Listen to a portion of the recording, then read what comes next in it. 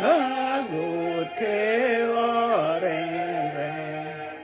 Kubo bandi nenom kude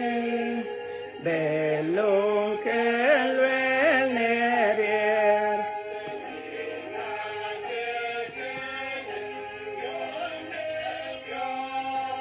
Duwa choye nyingur Newaye Agute berembe. Hallelujah.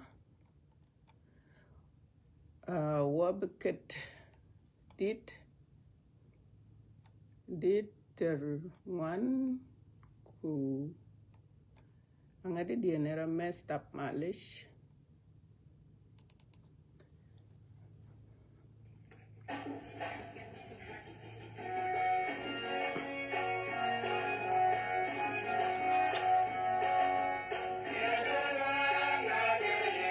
Kide Yesu Eyamal ngayin gai chidien Neke wenen panyal kene binde Bipin nombeto ne kalbari Kat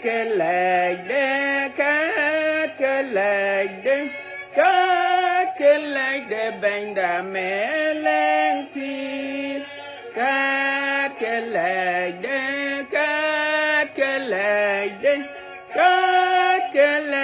benda Era jone range yender eldi Kuye pir keche kon beto Nechen twi de un alien waleg yes Yen wapin kukun wadinde Kat kelagde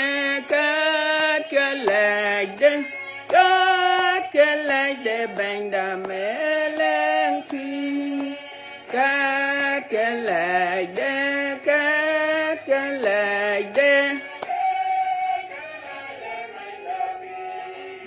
Abebe nakul debe wajanyal Wabelanyal wadien kulchen Buku pion yad wande berwayentin Ya kelagde ket kunye de ater Kat kelagde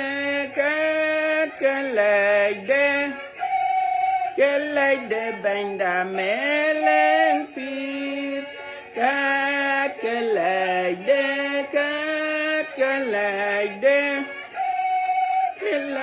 benda pir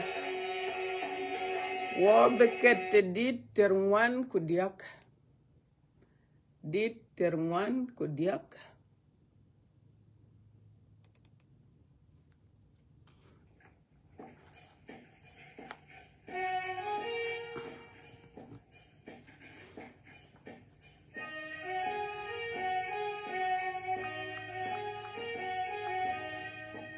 Ito ko beraja dia kele chato kere yu ko gam ne pion la yu wa chadu ne jot kere ke kadal ke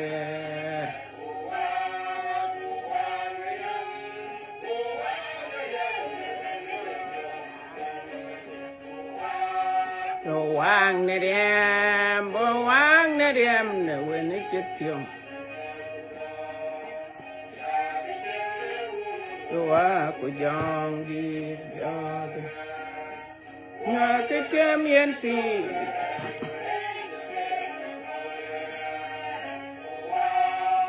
Wang ne dem ne wene chetiong Ne jong la je wang ne dem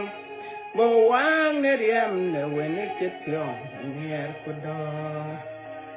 Keti kuya kalau bang cha cái chém yên pira tere mi cái kere so wa che du ne jot kere ke kadal ker bo wang ne rem ne wen che tyong jong la je bo wang ne rem ne wen che tyong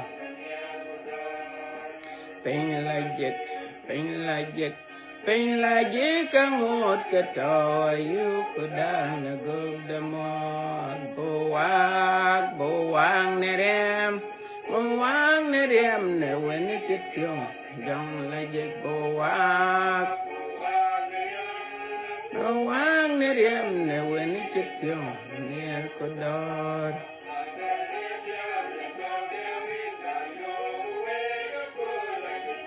Thôi chamar bawa kamen man chamadan bo wang ne rem ne wen chit yong ne jong la je bo wang ne rem ne wen chit yong ne ko do gai ran elom ya rod gai ne man de banyen ke yadul Echluel yaran ben ye de gam yan ka bedel de wala yo bo wang ne rem ne wen chit yong ne jong la je bo wang ne rem ne wen chit yong ya wa yok ye chol de pin ka che la je Ya ke bena kulanka, ya ke long ne dor, ya ke long ne bo wang ne rem ne wen chit yong ne jong la je bo wang ne rem ne wen chit yong ne ko dor. Adin chien bu ker edit terwan kudich. Adier ke jonorat ke ka ket ku kek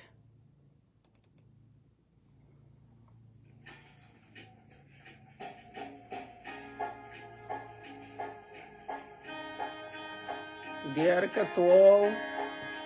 ku tek ku jonorat ke ka ket ku kek dar pire yesu dulwenge It cold in the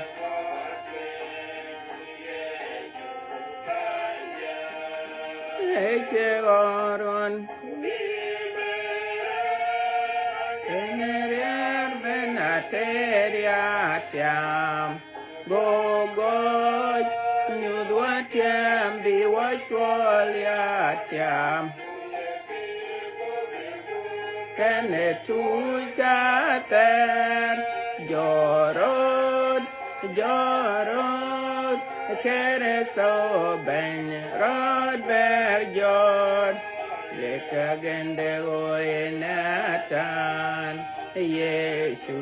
dulwenge chekumde Yesu bande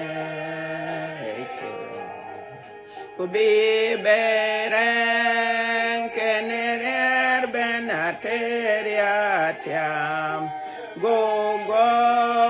nyudwatiam biwachwaliatiam Kuye pir kubekum kenetu jater Jorod kereto ben rod berjot Tua wacheleu biedud Yesu dulweng dia Ekum derang redwe Yesu bandia Ibereng kenerier benateriatiam Gogot Nyudwatiam biwachwaliatiam kene tu cha ter jorot jorot e kere so ben rod ber jor. Hallelujah, hallelujah. Awut ka bandit we chaka mot nerin ka un ko wa ko jong di la jek we chaka lor we ko cha ben non ko diang chaka ting ke enan ba gol an gol chaka ko ke ro wala ran to ko cha ting ka na gol e an nyan ko do na yak ya nga jang ret ani ye chukur to ya gam ke dulong dia ko ke bien e kole panyaka e were ne ale en ke abay ba bi cher kana wut ke ne ale chan chin ne ale de pan ne alwel wel ke be ke ya cher bu ke ya rom a chan wede e miet de pir una ye miet de pir ke way rom ku way were ne ale yo ku larbi a chan bi koch bi ping again we chakalor keden ben warat miatin ya kole atobung rom chok di tedetem rom chok di tedetem kier abu gol chok tin angade adu tem no moy de chaga tiam tanda koy kede okay rom chok di tedetem kier abu gol chok tin dich kuloko koj e chok tin tier kutok Bible ajamala Bible ajam alwele na chuk mat wana yen ne men de ton chento ka wo beber mat wana yen ne men de jun chen rajor anyiku yekene wop terda e piat ne tiamager ko kene yen begwop de rej nyai doko wo be beria alwek kerej ran chito e wach kerej ran chito e wach kerej na chuk to wane kere to e kanyiku ka wo be ber pir wane yen anyiku kere to man chirot ber jot ne towich achi tuo beleu tuo achi beriarier ni yen e tuo tul natok ne rej ne ton chen to e tuo tul natok ne rej ne tuo chen to ku ke pir e nong nyalich ne pir yen pir ne kene ya nyaka we chito ne rej ku we pir ne nong nyalich ne to we ne yechu kertowich e kicha kwene tene e were nyalich ko bandit ayelech amen so wa would ke bandit anyiku anong yan to watin ku yana e yana wala kajwich gom cheni yechu kerto gum ton chen to kan cheni tio ku jun chera jor yani ay chole lent tong lengalit ku nan wok ay chole nin ke terwan ko gom de bandit week to watin ay chole week logic ay tong lengalit ay chole holy week e week logic ku Thursday man yene Thursday e kole ayemit ke Israel ayegate ku kayo te kya e chole kole miedit ye chukrto eto kole miedit ku miedit ayemit ke Israel ayegate nin ke daro so eto kole miedit kule rajor kayen e week to watin yene ke week chen ye chukrto ben ke chata kacha ben ki chata kacha kuler Jerusalem kulo leren Jerusalem anyi ku achile wut ke achile dutu jon kulele le na la Jerusalem ku yen abela no so we jamare de kertonde ku kalwele len brad be jor ko le diak ato Bible read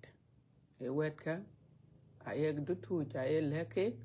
mana de ke yen abela Jerusalem ku yen abela to kuna ye ko le diak ka brajor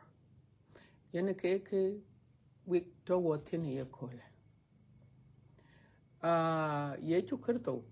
abijal dom akwai different time America atene work tada mana ngot ke mi hadur but ebidom chilo bela long garden of Gethsemane kwen ke te chen Judas Iscariot jal bela gweltin ku bi ku dom ku lere nong ban ke ka knyalich e banyon chelwele yena bela gum ke chen achi bela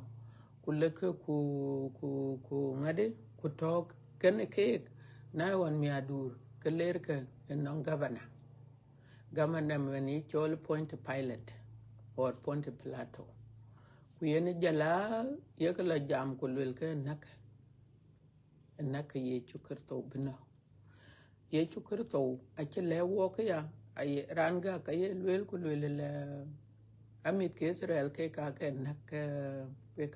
ye chukerto but in ye chukerto tonde ay lel ku lel ene gem we chen week so yen e gem week ne yin ku en yen ke len to ku ka bu jal pinga la kwa cha pinga diere ne ya so but ayen ne alinde pan ne le yelwel iran yeto ne ke ka kai Iran to krat achan anon koy ke to ke korbi chuker to bito ayo ke koy ka akin le pan ne le kol so yen ne le che yelwel ko ya participate ke ka kai a correct ye chuker to ebijal du yeretia du chen ye du yeretia a chen ye belar ti chol panaper en ke ti jelen la toten ye chuker to ebela to etia mager ko na chi to etia mager ko ke yena non ebtio non ran chol Joseph ebeben ko bi ku ti go ye chuker to te kon lo non governor wala kule yenen ebela tio na ye kul dia kendit elo yi Mary Magdalene kele ke yo karang ka go li urang anatu ye chuker to wera jor ke lwel de ni chene lwel so yen ke yan to wotin ku yen ke yen wo ke chi ye chuker to che loy ayokuta chane che le wo gon lo yen men le jik kene yin ku en ko chi gam on lo yen men la jik che lwel yak kene lo yen we ata so ye chuker to ayokuta ne ka ken che ka loy so yen ke yan to wotin ku yen ka ben wo jamtin ye chuker to yong na ke ku yong to wen ke ka ben wo ka pingtin ku kai muhemaret enongin ku nongen but ke an ken go lo ngade dai ke an ken go lo Bible dai a chuting manade ke nyalin de panel a chawunde Nathaniel garanganyet a chidie kurane ben abiyene ya rane ben pinnam eto e dit ku pir ku bere nyale ber ba jor ke yen nyale de panel a wut ka ye kanom kwa chu ting tang chene Nathaniel thio war e thio de pet nom di taret ku ke loy de nyale a che pio miera unde go ke unde ye nom so lor kien ye lor war juba ku lor kien ye bela lor bor ku tiang kien ye tio aya luel nyalich de panyal ayadwo alej ku ka chu jal go ting ya mana de nyal de panyal e koike aye ke you know ko che luoi alo be ke pet chalo rot ku bi ko ting a chiran ga ka ting war ko ke ku chen le iran ngo ye jal lo ngade aretala yene tiang de lo aretala golo ke ran ne ale so chi ko ju che chi a chi be ping anon ka diang che chirote tautin ko taban men ran yine ya ku ka chan bi jam tin aret ke le nen anon reason le nen yene non ko chiro lo war mana de ke bishop kudit lela chenyu che ngade nam sandung nam ka yen koy ko ka de bi jam ko lel ka ke ne ka che pet e ke che lo itene lela ka ke riu ka nyot so ko kar balwel ay koy ka ne le ya ka long ke ka yen ne le de pan ne lwel ba ya long na koy ka ne le na ran ne le ku non ke chuoj ke we ya ka long yen ku do ke criticize ku kai wo go dia ku ke koy ke ne le ka ai long week a chan ba ben be cholich ku bi were ne le bi le koch so ai wo go dia kor buru ta kon wa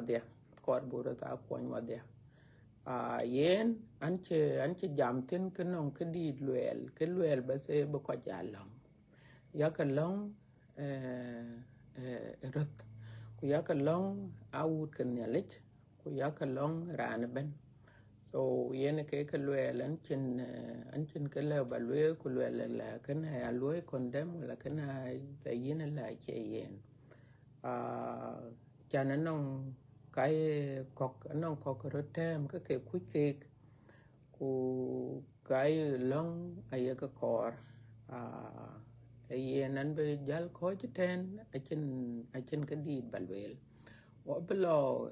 ngay đây và below Bible đây Bible đen ấy có lắm ấy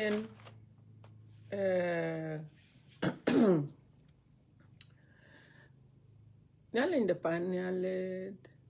emen ran wo mit kadem to wo chika wo chika look yani wo chika judge do nwan lwel de to mjam to wo chika look ku lung chen wo lu ye lung ben mo chen wo to indeed men ran to ke chito ku ton men ran po chen wa po kan ne la chawada po chen wa po kan ne la chen en ke to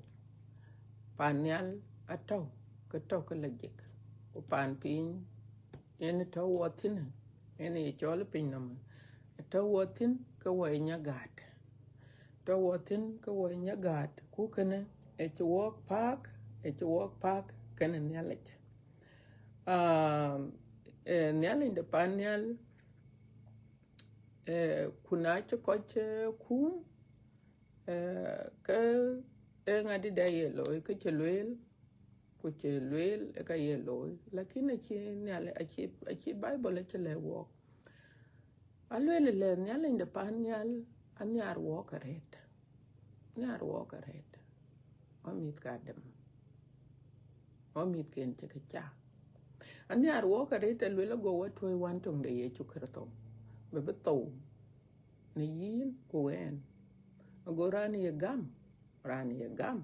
của chuối tàu của yên nang phi ra tè của yên thu chân ye chụp cái đó thu chứ ebo bắt tàu chứ mình trên Bible là lưỡi lên này yên của em ebo cái nhong coi kuyong yento ebo wapu ne rej chu lối cha này Bible ấy lẽ work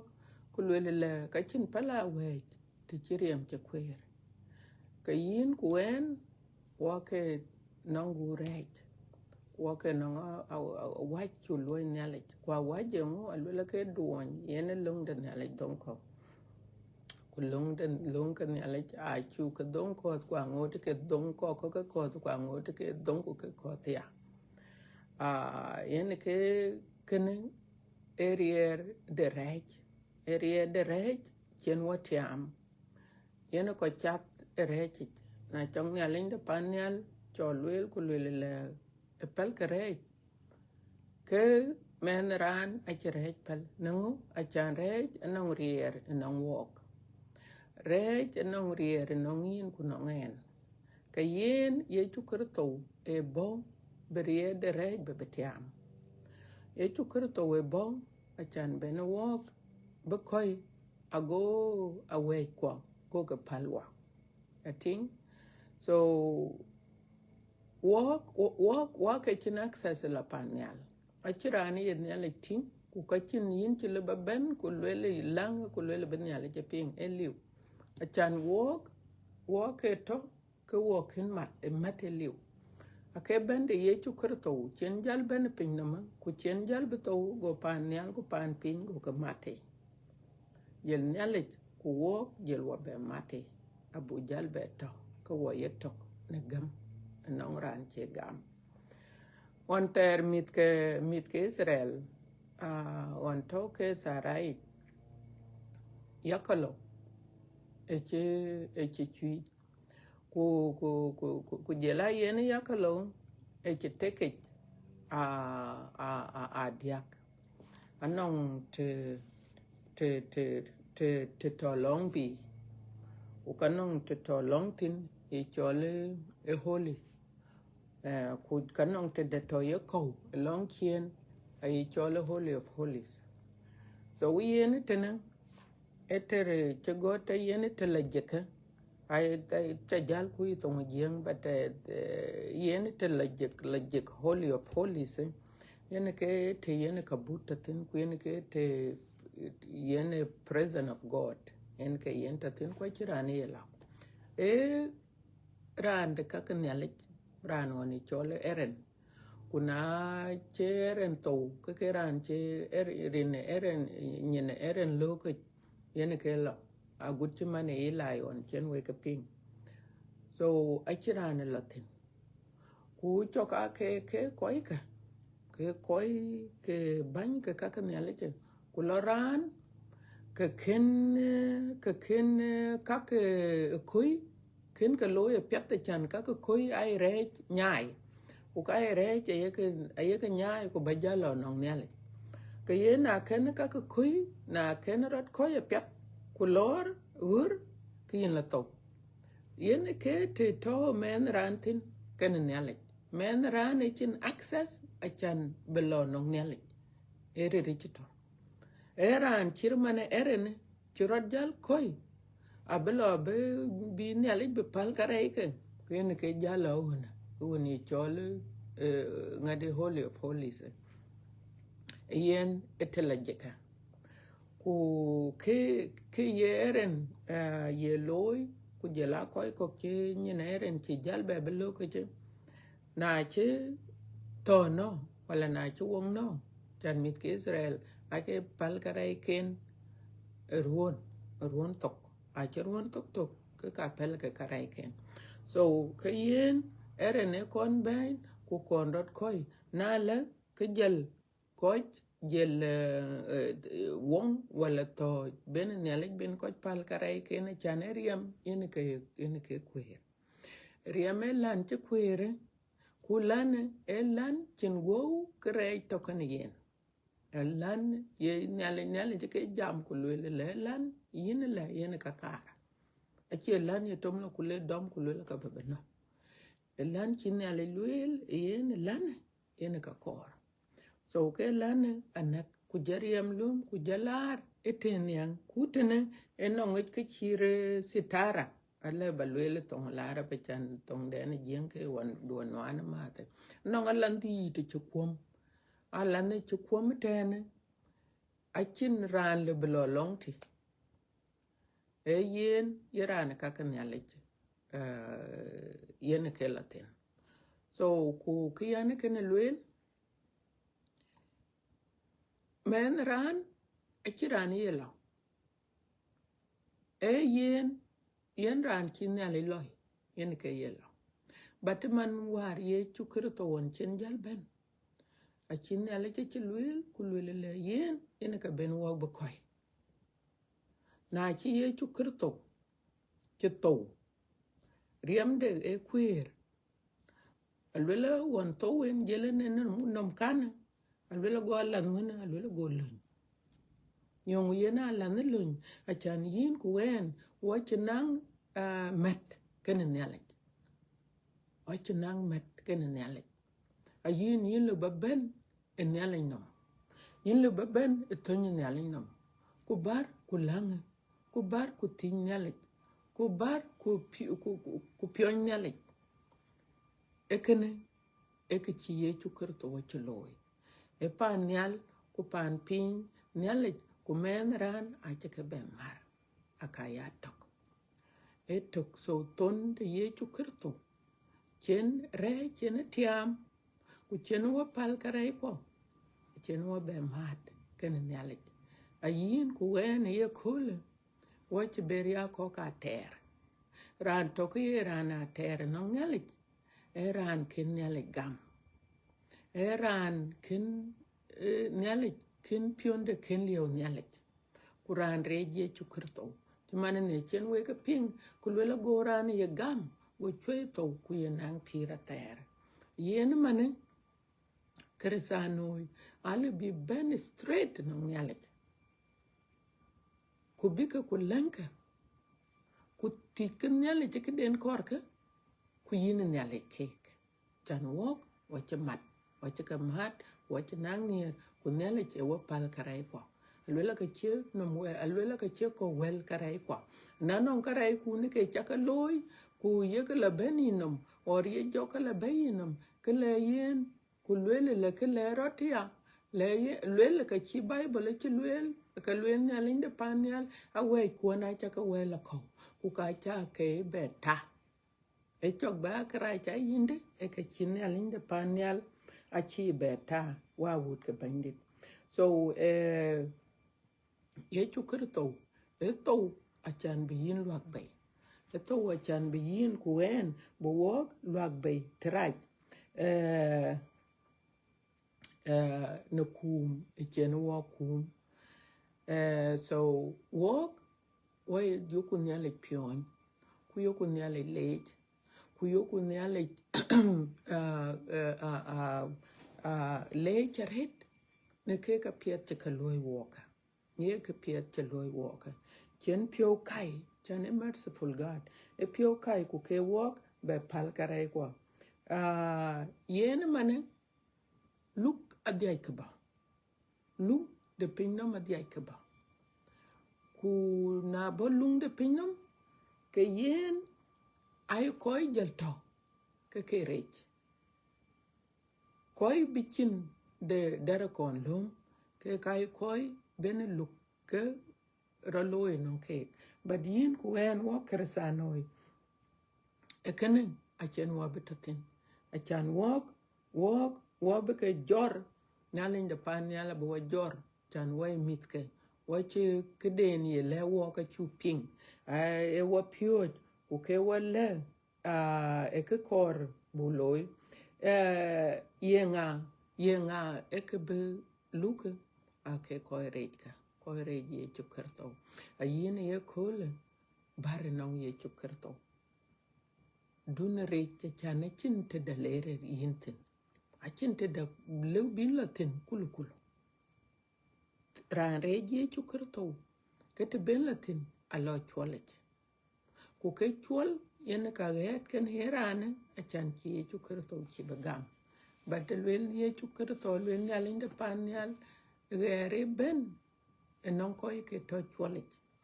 buku be ne chwalek chan ye chukerto e ben mane achieta ben ye chukerto ben ye bare eta ben ye gam Walk wabla chang ran che Yesu Kristo gam ku ye long ke ne ali ye ka kwanchok erane abenang pira ter rana benang pira ter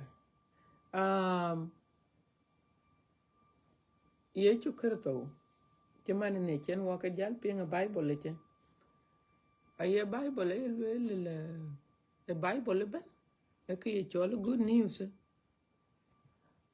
ke ye chol wil pete alwela ke tuo ku tek ku jundarat yen ke Bible ben yen ke Bible ben jal ku la da kwa chu pinga ne Yesu Kristo yong to wen ku tonde yong che loiwa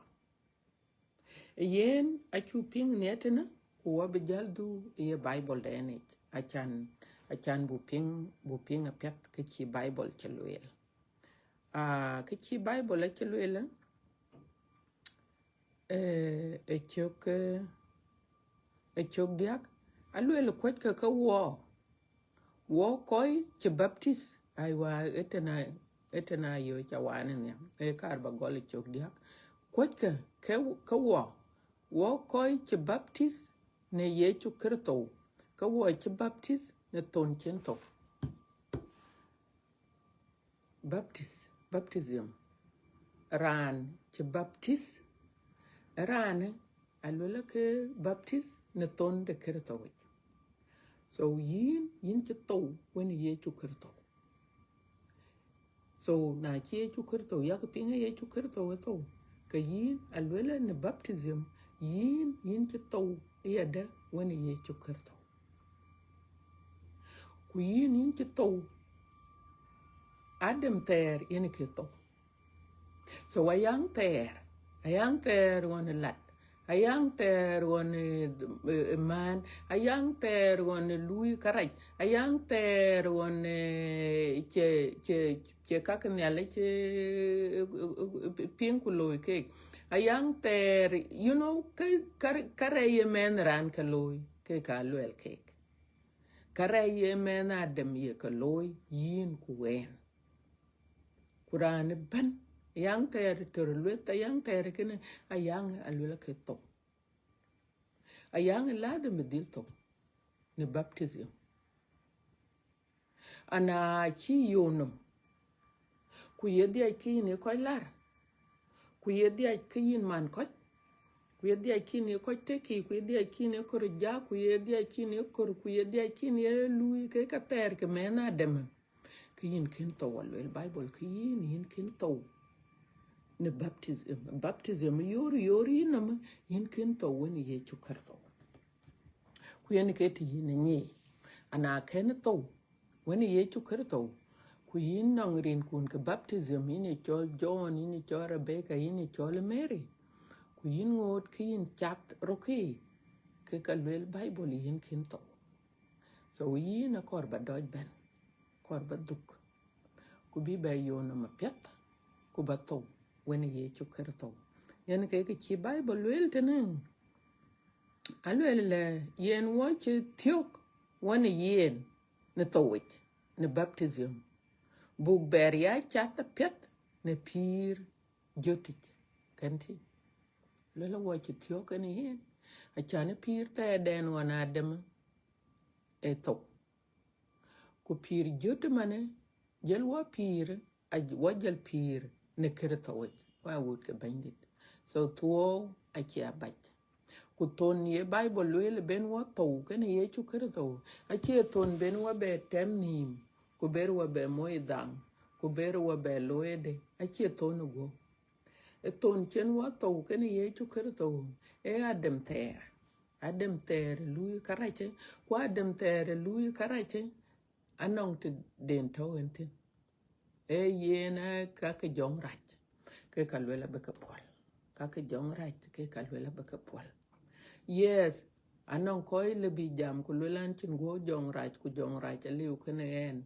but na ye letur ku ye kon man ku ye ko teki e kalwen nyale ka chet dalia ken men nyale ka chet dalia so na cho ko non ku le jong rai cha liu ke nen ke luoi jong rai ke loi ke rej adia ke lu control en ke luel bible ke rej adia ke non rier non yi ku ka yen ya lende pan ya le luel yen ke chi chu kerto chi tiam ana che ben non in ja ben non ye chu kerto ke yin ya da yin beto ye tiam ye so what chi bible chi jalwel tene a chu ping ne e ka wo chi thio wan yen ku ke na chu jal thio na chu wa thio wan yen ko wo chi jala jot na loku chogdi alwela na chu mat wan yen ne men de ton chento so ton de ye chu kerto chento alwela ke met yani wo ko nang met kan ye chu kerto chanwan met e liu ye chu kerto wela ben ko beto ni yin ku wen ku kere je chitiam ku jel ku nang met kan ye chi jan nang met kan nyalaj alwela na chu jan nang met kan yen en ye chu kerto na chu mat won yen ne men de ton chento ka wo beber mat wan yen ne men de jon chera jor kanati so goya ton chen ye chukur to ku jon chera jor yin ku wen wo kersano watatin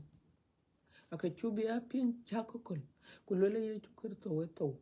aku ye chukur to wetio ya ku ye chukur to rajor no yin intatin yin lele bu to kana yen ku ton ben wa to kana yen e rej yen be pol acha nango achi ye chukur to we tiam agir ko yen mane e ba piondu ba jalio nyale acha piondu chalio nyale ke yen ke yi jal bu kon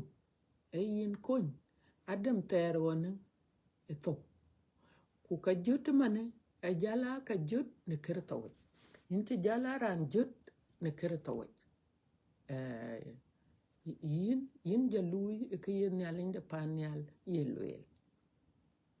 yen ke ye bible a ye le walk wel ke nyalin a chu ke bia ping ke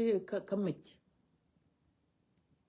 a chu bia ping ke kamech atom cher mane miet de pi de go piu na ye piu ping ke kamech titi ku chi kala de kin to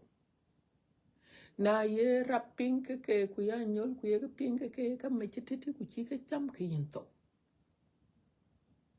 ku yen ke yin tinga ja ping piu ateteni lo ku lo ku de piu amia taten kin lo ku nyo ku chama wala mia dubai bar ku nyo ku chama you have to participate ladin badil lo yekene en ke choko were nyale a chubi a ping te meiti ai ye chu kerto weto ku ye chu kerto we de etio yo ku kera jor ku yo ku ping cha ka kol no alwen nyale che yin ku wen ladin butatin buto ne ye to ni yich ku wo ka jor ya deken yen ku ka bu ping generatio I would find it. Kena walk a rej. Ku rej yen ka chiye chukur to che betiama gerko. Kuna che tiama gerko. E ka chi Bible che lweli ya wo che ka piat ken yen. Ana ye ping. Ka ye chukur to we piat ku wolo I celebration na ba jo ye chukur to we piat ya ku kera jor ku mit ku piot ku chutatin. E ka chin ka chulo we. Yin part of it. Yin tatin. So a chok di yen ke ba ba dia ke do pen alwela na chuk mat wan yen ne men de ton chento ka wo beber mat wan yen ne men de jon chen rodjor kenetin alwela ka nyiku yeken alwela gop ter da e piat ne tiama ger ko kene yen keneti alwela go ter kuyenga go ter yen go ter ku ka ter ke akakadam akak men ran tien men ran chetin ku ka ken ye ka loy kak men yi dir pyo bran be pyo chedit ku kene yen ka cho chaten cha yuek kwanon koy ko ye kul ku ka mandir ke pyo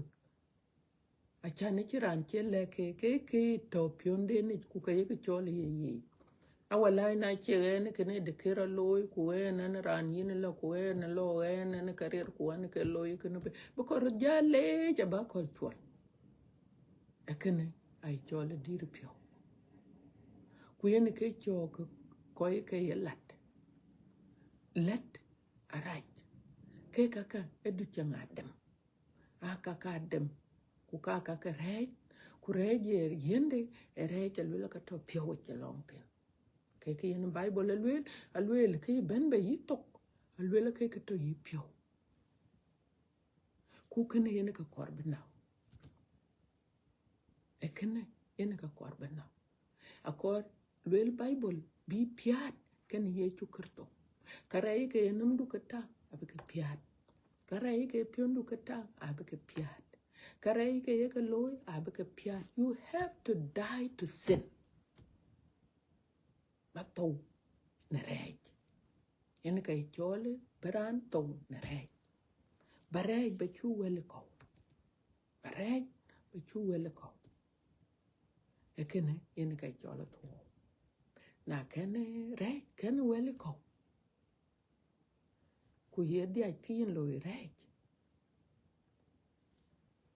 ke yin kin to ku ke wel ka yo ku ke lwel achan lwel nyal inde panyal ebe kenye ye chu kerto alwela yin ku en on lere ni tiama ger ko lwela wo ke piat ya kenye kuna chi piat kene yen ke adem teria ene ke piat chan nyal inde panyal a chi kor u bedia ke wo chat e chan adem ter ke yin ken piat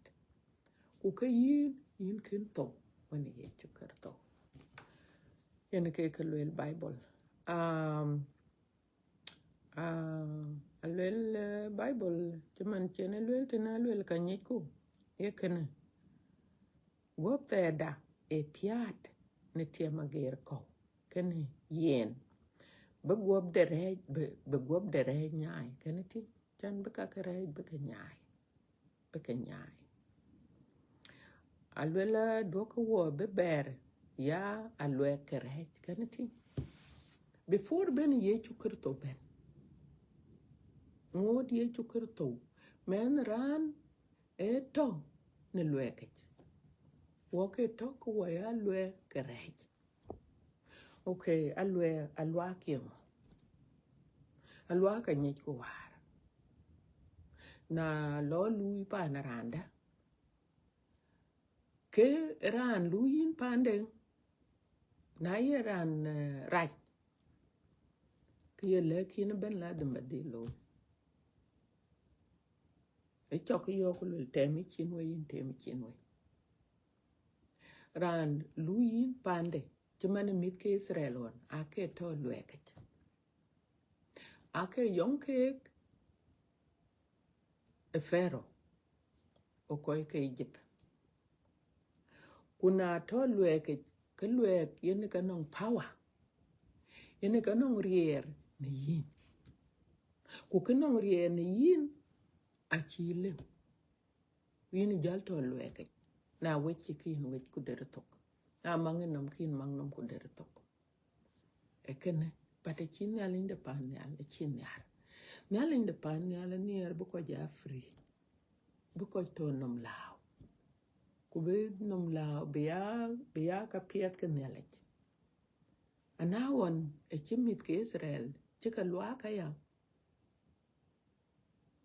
chan lwek e chika dominate e chika ngadi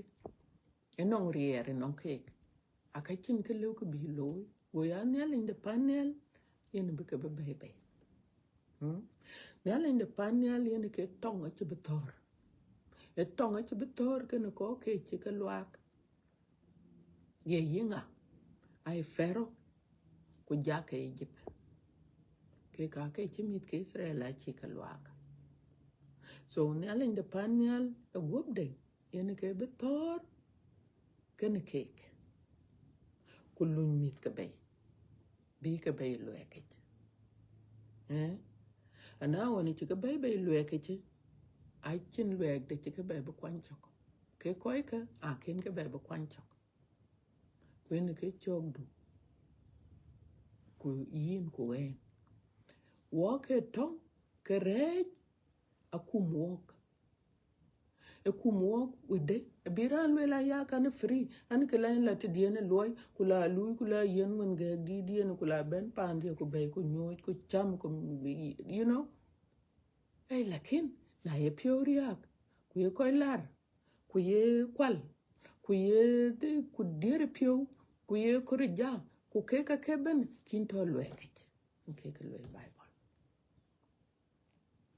kin to lueke ku lueke yen ke luel nyalich yen ka tuchen wende bebetia anon krisano to ye kole a ci to lueke a luek a ci riere non ke ne mo ku yen ka yen wa yo ka baka a go luek go chen power non we go cherier non we ke ne mo ana la jok le ben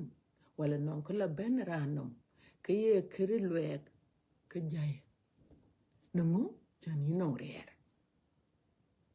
rier anon ko banom ku le la yak bar lo kwale kiti ka le jale chatten le ne ale ci chubi akwal kan ting rier war chalwake yalla kwale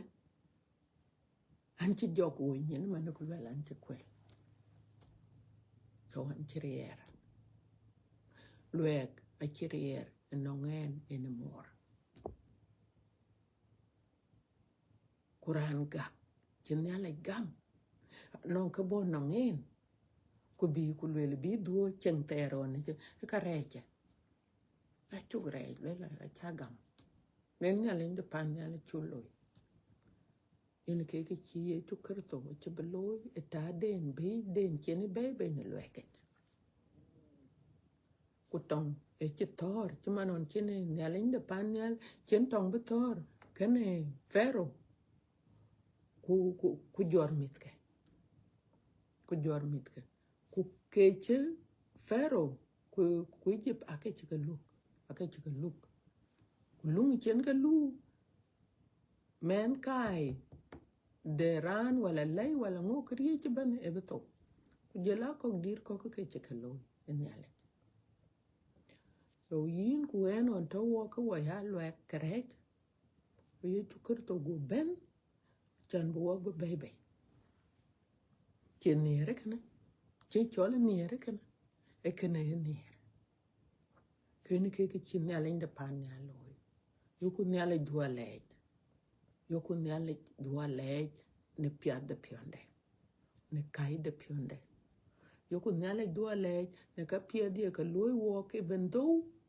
why walk it to rejet godi ay ka loy walk piad godi ay ka pel walk rego yene kul a chiting du loy krach kin pale ting do wande na chi mondu chi loy krach kin pale mondu wande kuyeni ke chok mendu kuyeni ke chok emot yene ka yeni alinde panyal aye kor no mitke achana cha wajpal ke yindi akin dud rej ke rej di aj ke dutin ku ke yindi aj ke yini alwang rej ke ka yeni alinde panyal ka lewo dun rod ber ba cho alwang rej ran nong ina terken yen pal ye kol ran to Kemanin paliye kole. Kuloi pion de nyalej. Nyalej de panyal yen keke ebebeloi. Yen keke bebeloi yin kuen. Neke nieren wokaret. Ukajui kok yen nyalej de panyal kalwel. Na yera na ko teki ye kole kin paltenge yich. Kunyar kerut. Achane ye chukurto ye lwela. Ye ngay men nyalej. Men nyalej eran koi ke nyalej nyar. Kaka ato bok John de nier. Kwen ke John we yug nier ben. Chin ke chen nier. Kuna lwel ye keresano. Kudiaki ne koi teki kudiaki in man koi ko kunyar koi ko. Kelwek angot kelui rule ke yin ke yen ke yoku lwel en ke lwel Bible. Kelwek angot ke dutin ko chikor. A chikor. Kelwek la dem bit dil riok. Kuke yin ne bendun chin ben non kerto. Kulim chin piondu chaliu nyalej abikon. Aya ke jam ke lwel nyalej. But kun atoken nyalej. So yen ka yen wawe yok yak nyalej chol be ben piondu nech. Kuyen yen ka bikon. Wilke en chikal wilke yen nyalej de pan nyale yen ka beke implement. Yen ka beke loy. Jan nyalej de pan nyal ke den chilwel yetok. Alwel ka chela bi ke kin ke de la loy. Ke kin londe ke kin la loy. Wawud ke bandit. Ye chukerto bo. Be wabe be luekaj. Uke bo be luek be betiang. Luek jenwad luak erej. So yen ke chi Bible che le walk te no. Alwele ran che to. Waj kerej kenti. So na che to kerej yen waj wen yen. Chin ke ber bad achi betiang. Achi yin ber bad tiam. Angu chok yende choye non ke jaminum. Ke lwele la ka chin nyale lwele la. Kulore londo. Eke yungu kene achatiam. Ne wedden nyalej. I would ke bandit. So rej achin rier beren beto. Kene yin. Alwele ran cheto. Waj ke rej. Chocha tiang tene tong lengelit. Chocha tiang tene tong lengelit. Bating bedap. Ke lwel Bible. Bating tene. Okay.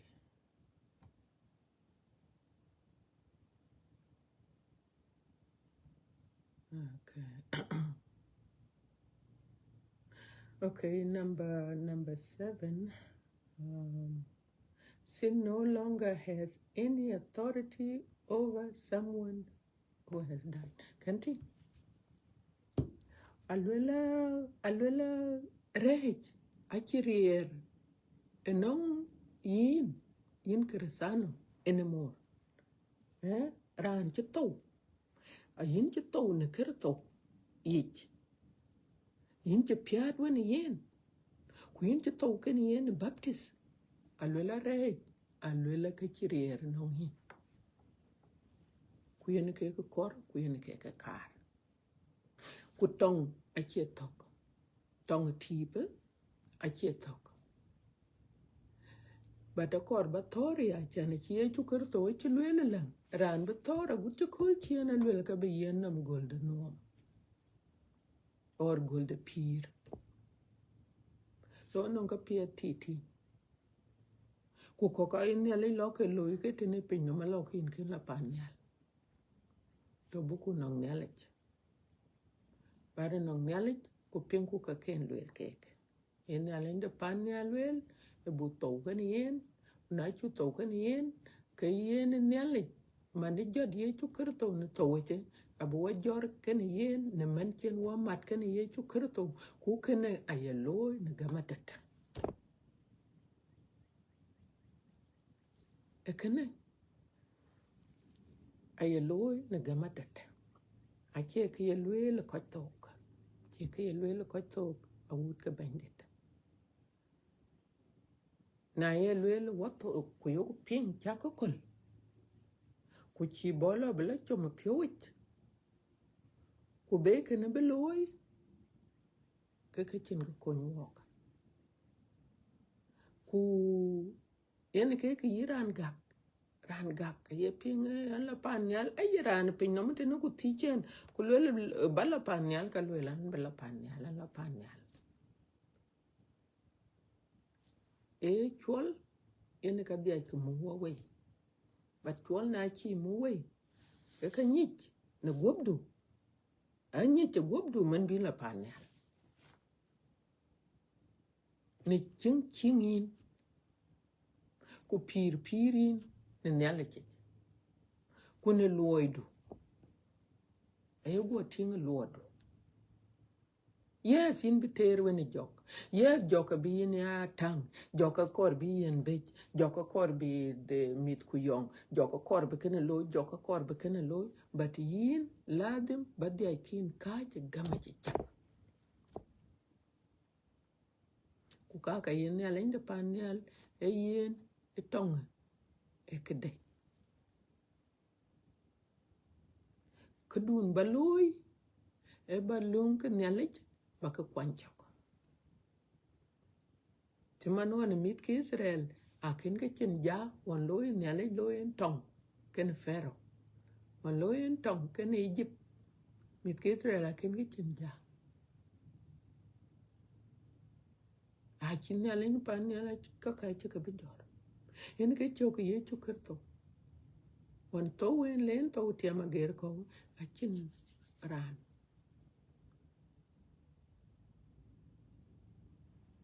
yen ka loy ke de to kun nyale de pan nyale wo yam yedde pide go chen wo pin no mutene yen ka yen walk akiran che yen wo kwanon koy ko chati choli na bay ken nyal ko le nyal inde pan nyal yin beni chin ku yin du ki chin ye jalwel non nyal ndunta e kwar ko kai nyal ku kwar e bochi mane bin what is that ai ko che mar kwar e bo e pin no mutene che ben bin go ben bi ku yokri ben ke chin nyal cha kwe boye chin kwe du ke chin ku le ke kwade no wa shawatin ke kai ko dumya jaten yin ka korba ya choy kwadu kuna e kwadu e dit chema ne dit yin ka chin ga token ye e jong rai ka kor bi jam ne ala ni kwar kwa ne ala de kule ko chol rin ke ja ka pane je so ke ka ai kai ko chat cholich kuna chadrani cholich ye long ye chana wagwa ya yak ben bi walk that to nang nelich chirani chinyich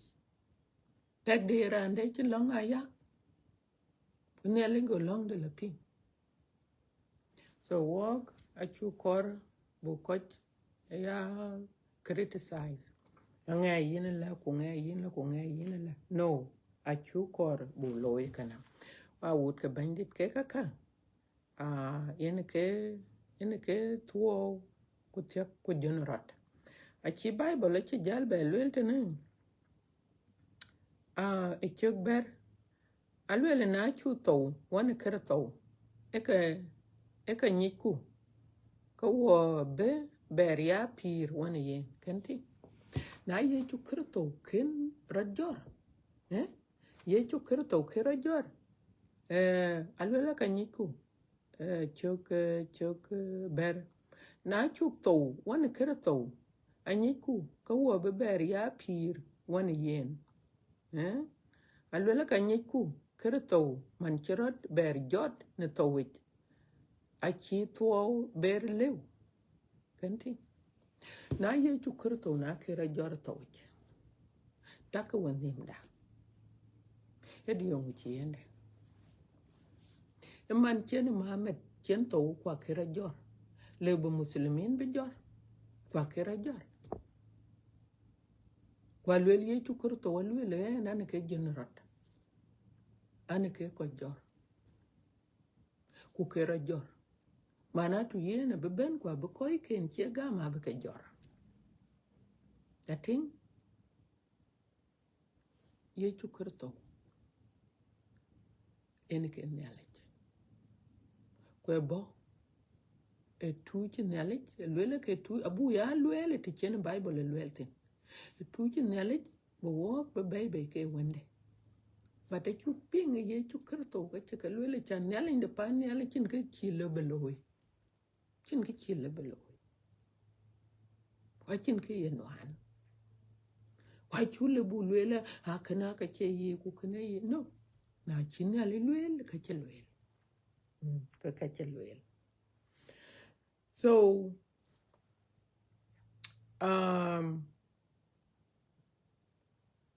ye chu kerto alwela na chu to kan yen ka wa ber jor kan yen na gamadat iran che to na rej adam ter to ka yin ka be jor na ken adam ter ken to ka junda rat do achirat belo koy be ka jor a ko che to na kerto wet jole jun twen but jun ro wata jun ro a koy lo ma nya ber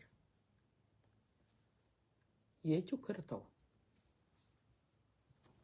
yene ke junda rat kuman chirat jor wa be ka jor ya ken yen ku ka lwela wa bla pir ken yen wa lwela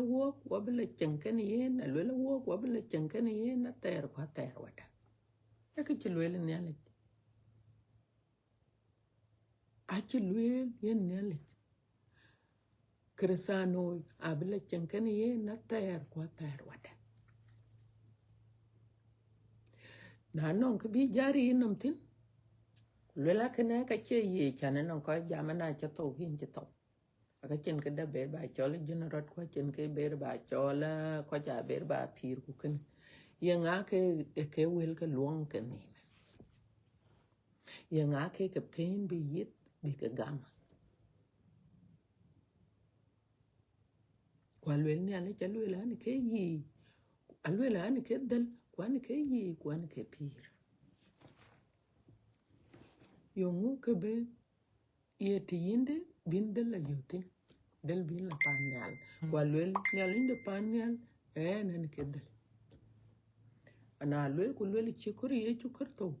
ke dal dun bin la panyal a berier jana lwel ye chu kerto lwel ke chiran ni dal lwel ke na tok kwen ke yen wo yo kwan chok man wo kar sano so doga ye chu kerto doga pal kwan ku chok ku kwan ke chok ku yen ka be wonyot dal ku dal yen ke jem wo man dal yen ke jem wo dal nyala chay dal de yen ke le wo ka man lwel ran wel cha ping ye ku loy ke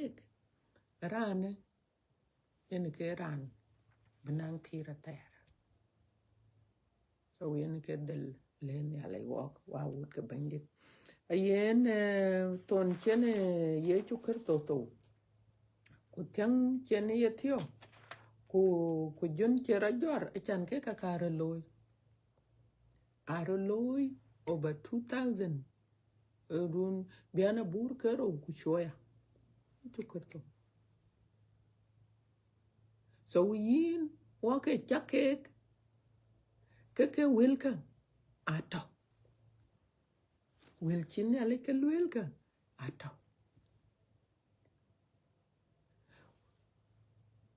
so yin ku en e buru tia ken nele ku yin ku en won yen nele kek ku nong e cheni chagon daman ken ye chukur to ben yin to or yin chi chagon kurechi nele to koy won re nele kin to batman nele chan yari ku ka leyi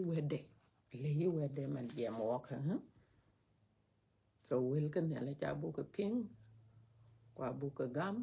ku ka bu ka loy kwa bu ka gam e gamadet kwa wut ka bandit okay to chwale okay ku chwal yung chwal ran to chatter hechich kol ye chukur to yen ke ben be be aga de pinam so okay ka chu ka ping wa wut ka bandit aya lwele nan che be be tarit an che be tarit kene yen ka le e bible ale walk ku yen ke yan loirote emane a whole week ye chukur to bilo to ne yin ku en obetorang chinin ke diak ku ka berat jor e kol e diak e chok tier ku tok yen ye tok de alwele ne kene e ya nyaka we chi to ne rej ku we pir ne nong nelik ne to we ne ye chukur to so na chuto ne kar to we kin to ne rej eran che ben bebeto ne kar to we yen ke ran e to ne rej so jun de rot e pir jot nongin ku nongen adam tere to kwa adam jot manene ka jelwa be pir ne pide ku yen ke te ben walk nang pira ter ku yen ke te ben walk panyal ngem ba wut bandit ko chiran pen nyalek bela panyal aliu achan nyalek ne ar walk ku ke pio dia oran belonwe so dun ku ro chalonwe pen ku wel kan nyalek ku boku ni changde ku loy ku pionde because piat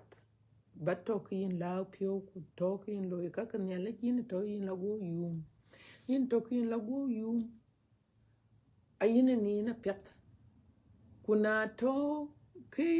chiang de pinnom kunong ran chi loy krach kin chu pioria kala banang nin kin chinin ku yinom jal ta kre bala loy ran kuna wori yetine kana lo be be chidom yungu jal kor ye chiang e chen ga kor ko ye chiang e chiang den ale jen ga kor ko chiang yeni yen pio dor chiang yeni yen pio nier chiang yeni chala jeka chang yen nyale yenin you know this gift mioy de jong di la jek nyale de panyal ay ka ben kwa ay ka empate nongin ay ka yeni yo bu loy ne rej ko rej a che wo ka yen ra yin nom da to chi yen rej nom du a chi chato kula wai ku na wore reitin ke jong raj en ke den jel nyar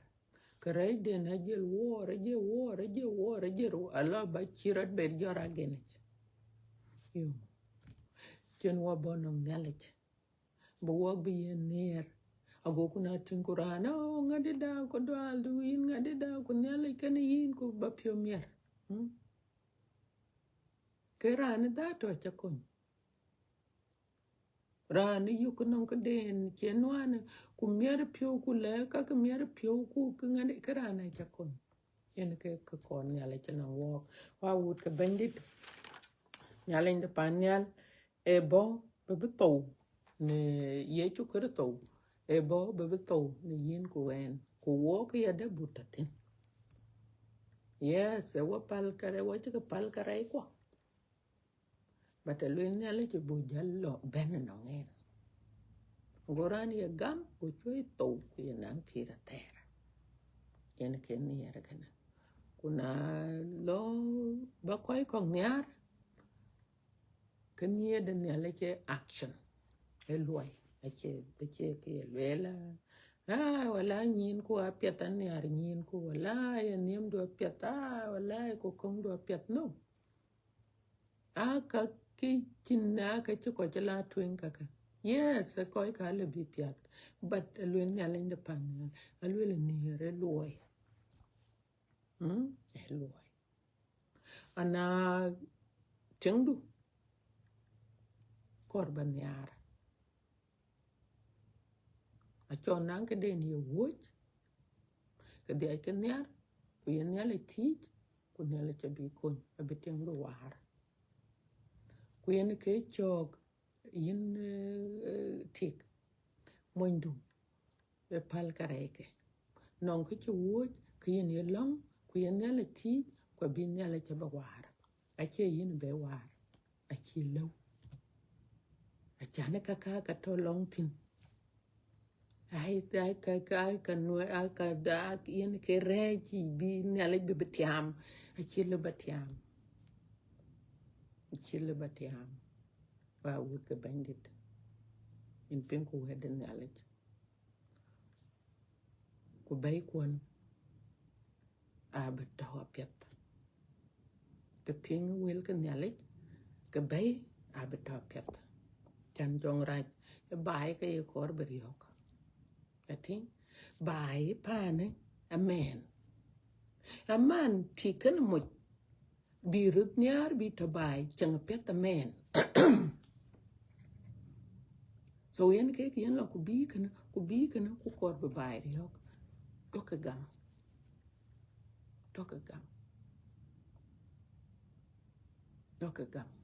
doka nong nyale ku nyale cha bo kon nyale cha be pandu be mo pet yin ku teng do ku mon do ku mit ku we be ta pet an be ko che tenen ren ka un ku wa ku jong di la jek lang ko da nyale peng long da ku ne cho da ite nong baba un ye chu ker to nyale nong riere ben ku chinga ter ku le jegin chu do ale baba ne ne rin wo ka ret chin wa toy wan tung ye chu ker to be to na kol chir mande na ine go wan yar ka wo ngot ka wo rach ku chin ga piet chu loy baba yen yin yakoba bandi da le ka du ku yin ke chin wa bai bai ne re chin ne ke chin re tiam na wo ku ne ke chin wa bai bai ne lwe ke no wan tong du ye chu ker to gi chin wa pal la we ko ne rem den che kwer pen baba yin ne le ni ku mana da ki ne ar wo ka re da chin ran da ne ar wo kin ke cha wo ku yin ke te wo ko pen no ma ya wa chen wo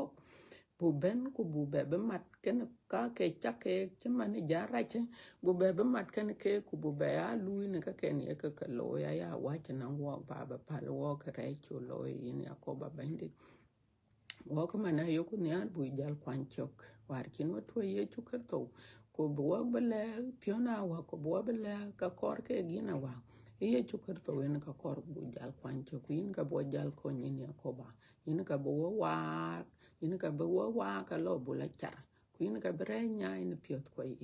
yen bandit an lang yin ya ko ba bandit kai ben bi beter kan wo kai ben kor ke bi bai ko riok ku kai ben kor ke bi ma dario ku kai ben kor ke bi londario ku kai ben bi ka piet to kan wo bi ka brio ka chan yin ne che wa yen ka piet ta chen kre cha kon yen o yin ya ko ba bandit e kai ben bi ke ka brio baba ati wo ka yin ba wo kon ke a chan yin ne le che yin ka nong riere to ku yin ke wo kon baba kaka chaka thi neren ka un ku ha ku jong di la jek amen. Thank you so much awut ka bandit we ko che ben ba badai nyale kan wek ya kan nyale duon pion ya kan nyale duon lech apet ba ben ko de chin nyale gwir amen.